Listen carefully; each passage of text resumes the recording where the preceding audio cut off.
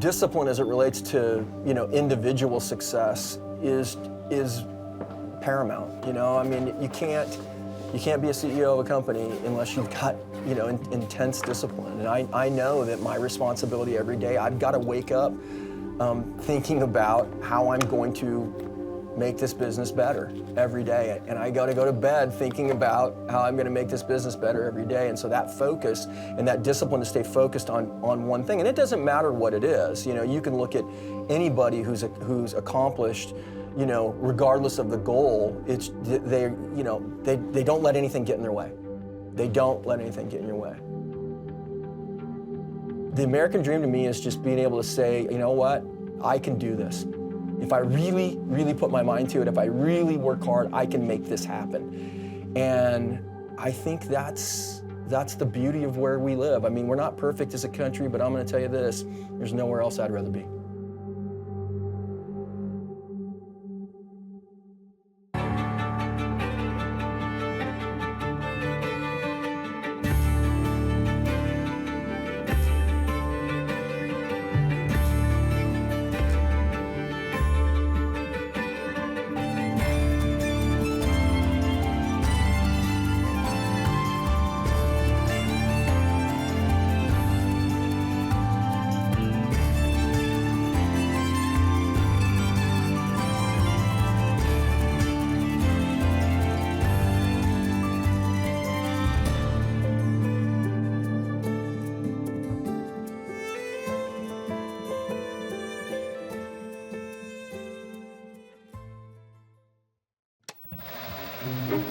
Stevens water level recorders have been manufactured by Leupold Stevens since 1911.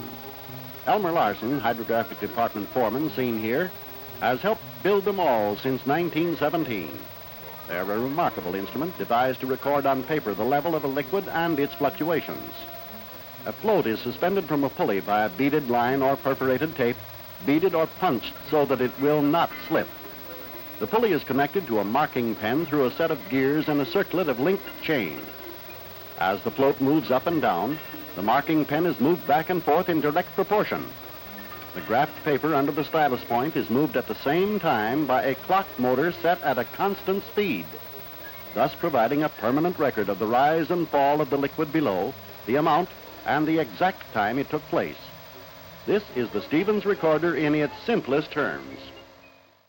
So a brief history of Leupold Stevens is fifth generation family ownership. So we're 116 years old, founded by Fred Leupold, who was an immigrant from Germany, came here, settled in Portland, started an engineering company, and he ended up with a partner named J.C. Stevens, so that's where you get Leupold Stevens, who was a brilliant inventor. And they had a successful company. And then, you know, years down the line, Marcus Leupold, who's Fred Leupold's son, was working at the company, and he was out hunting here in Oregon, blacktail, and his rifle scope fogged up, which is really easy to do in Oregon weather, as you can imagine, and he said, I can do it better, and that started the whole idea of us really, you know, evolving to being a rifle scope manufacturing company.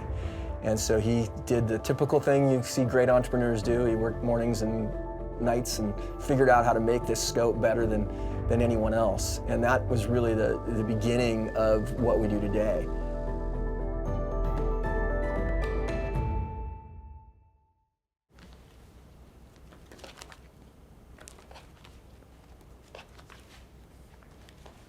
Well, this is a pretty cool little cutout here of a photocopy, but it's the oldest Leupold ad that we can find from 1947, highlighting our Plainsman rifle scope. The crosshair was made from Black Widow spiderweb silk, so it was laid into the reticle holder, and you can imagine the sub-assembly process with putting the different parts together, but in one corner of the assembly area there was a guy with a terrarium that would just simply be, you know, have a wrangle of different Black Widow spiders and extract the silk, and then they would lay that into the reticle holder, and that would hold up to recoil because that tensile strength of the Black Widow spiderweb silk is really strong. And we've come a long way in technology since having just a simple fixed 2.5 power rifle scope back then.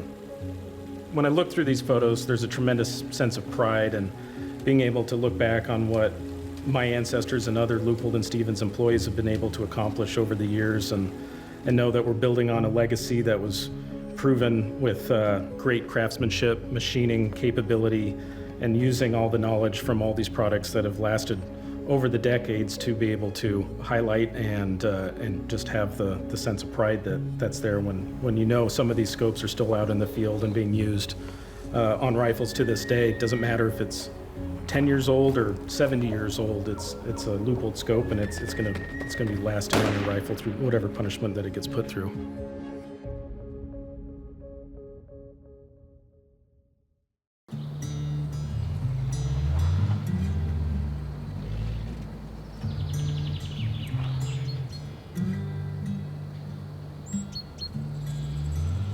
You know, growing up, I didn't really grow up in an outdoor family, and so I didn't have that experience, but I've always been drawn to the outdoors and nature, and it's just a place to go to recharge and to get away from all the craziness of life. So connected now as a society, which is good in some aspects, right? But in others, it just seems like it's a never-ending cycle of notifications and messages and things to check and things dinging at you and bright lights. So kind of get back to the roots, and you know, it lets you think and not have things think for you.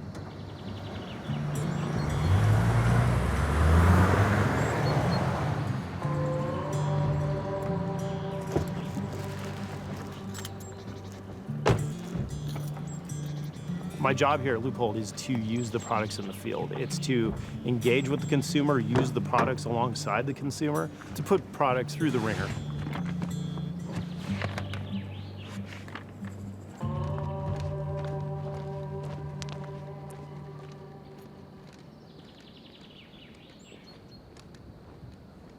Long-range shooting is a combination of science and art. The marriage of those two things together is really intriguing to me, and really draws me to the long-range stuff. So the first thing I'm really gonna do is get the Kestrel booted up and make sure I'm on the right gun. I have different gun profiles in the Kestrel, but take a reading for the environment. So I put it to live, and then I'm gonna spin it around so it can get all the different temperature and barometric pressure, density, altitude, all the things that play into your ballistics. So once it kind of gets an update of the environment, I'm gonna lock it back in, and now I'm gonna take a wind reading. So I'm gonna go into the wind, and I'm gonna capture my wind. So I feel like my wind's coming from this way, so I'm gonna point that up there. Just take a couple seconds to get a reading. End my capture. So it's blowing about 2 miles per hour right now, but I have wind 1 and wind 2. I'm gonna knock wind 2 up to 5, so I have a bracket anywhere from 2 to 5 miles per hour. And now we're good to go on our Kestrel settings. Now we just gotta figure out how far we're gonna shoot. What I'm doing out here right now is testing the product in the field where it is going to be used. We have all kinds of testing apparatus back at the facility, but nothing replicates having it out here in the wilderness and shooting where our consumers are going to go shoot and go use the product. So really important that I come out here, I use the product, and I deliver feedback back to the team about what's working, what's not working, what we can improve on, those kinds of things.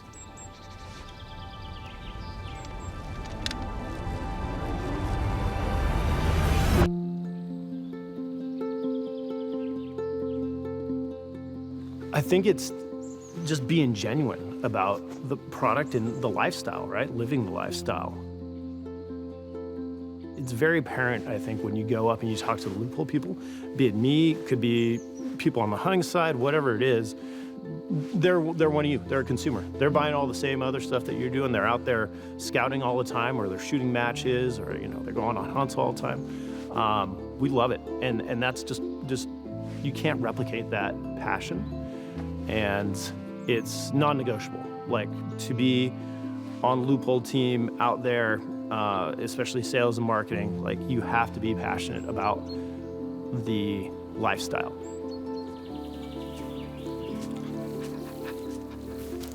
One of the things that makes me most proud to lead this company is we give individuals the opportunity to get outdoors. A lot more folks that are spending time indoors and maybe on a iPhone screen or something like that. This is I think it's a legit issue that we have less people getting outside. I think if you look at mental health, people who get outside, I think you can prove, are gonna have a clearer, more focused, better outlook on life. I think there's data to prove that. You know, if we can help in any way to get people outside, get them to enjoy the outdoors and get them to go achieve some goals that maybe they thought they couldn't, then I think we're helping in a small way to solve that.